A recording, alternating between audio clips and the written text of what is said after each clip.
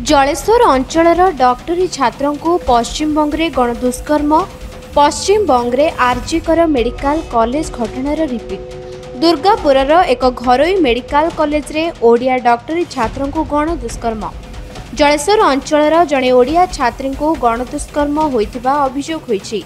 गुरुतर अवस्था पीड़िता medical ICU रे भर्ती होइछंती। तांकर चिकित्सा चलिछि।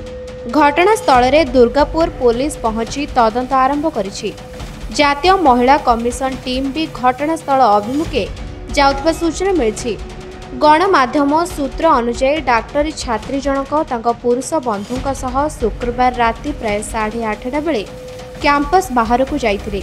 कॉलेज गेट टिकट रे 4 ରୁ 5 जन अज्ञात लोक तांको टाणी नहीं हॉस्पिटल पछपटे एक सुनसान रास्ता रे गणदुष्कर्म करथिले। पीड़िता छात्री को एवं गुरुतर अवस्था मेडिकल रे भर्ती करा जायछि। तांकर चिकित्सा चलिछि। एही घटना रे एवं दुर्गापुर पुलिस तदंत आरंभ करिछि। छात्री को पुरुष बंधु को पचरा उचरा करा जाउछि। खूब शीघ्र अभियुक्तों को गिरफ्त करा जिवो बोली सूचना मिली। अपर पक्षरे मेडिकल कॉलेज रा सुरक्षा व्यवस्था नहीं मध्य प्रश्नवाची सृष्टि हेउछि।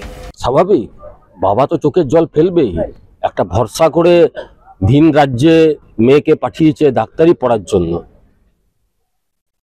কিন্তু হয়তো ইতিহাসের পাতাটা উল্টে উনি দেখেননি যে আমাদের রাজ্যে এখন কি ঘটনা চলছে। পার্কস্ট্রিট থেকে নিয়ে কামদুনি থেকে নিয়ে আজকে দুর্গাপুরের ঘটনা আরজিকর, এ তো কোনো মেয়ে নিরাপদ নয়।